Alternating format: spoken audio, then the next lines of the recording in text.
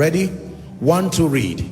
If in this life only we have hope in Christ, we are of all men most miserable. One more time. If in this life only we have hope in Christ, we are of all men most miserable. You know what this means? This means that as much as it is to achieve things, buying cars, buying houses, strategic achievements, all of these things are wonderful and they are part of the elements that help you to maximize life and destiny. But let me tell you the truth. One reality that all men must come to terms with is that eventually your time in the earth would come to an end, either by his return or your exiting. Again, let me finish the story I started with. So that glorious morning, I was in the city of Warri, preparing my notes for my session that morning, when I got to see that the late Dr. Miles had departed this earth, and sadly it was in a plane crash. I was quite devastated. I asked a lot of questions. Now I know better, haven't grown a lot more than I was then. You can imagine 2014.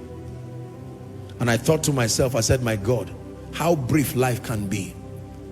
You only need to be alive for a few weeks to learn the vanity of acquiring everything here and not having an eternal consolation.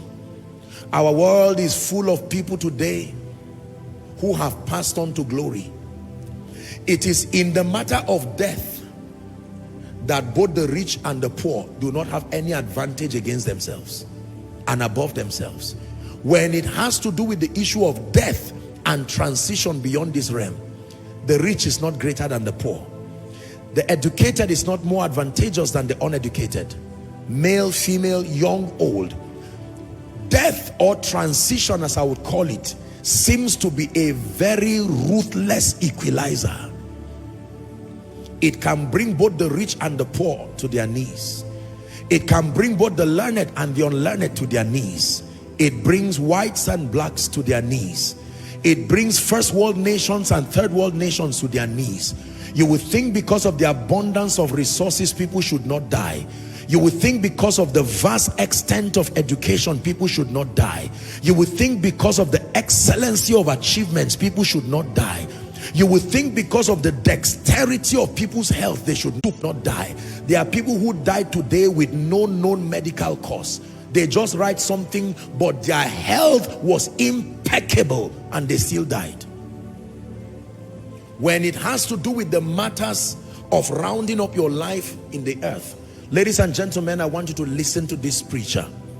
If all that we have only ends here, you do not have much.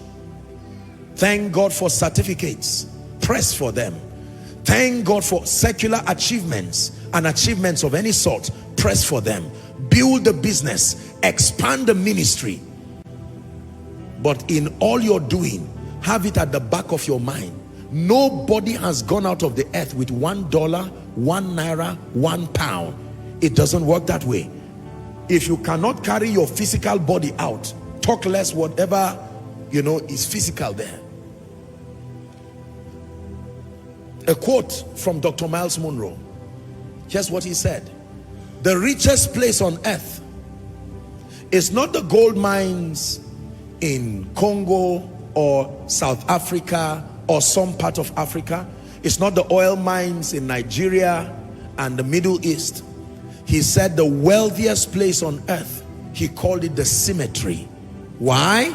Because books are lying there that were never written.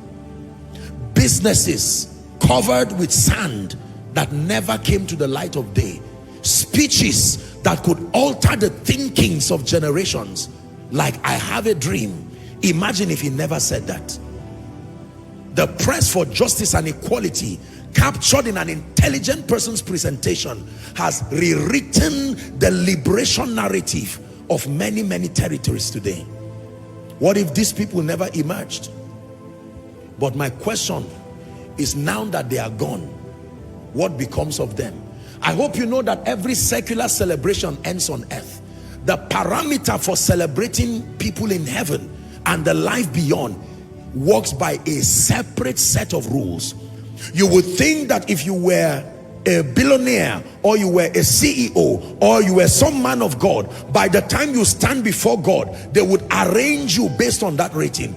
Chances are excellent that if I come into an occasion, perhaps for the purpose of honor, you would say, Apostle Joshua Selman, please, your seat is in front. It doesn't happen that way. After this life is done, you will join a very ruthless queue where everybody stands and the works of men will be tried.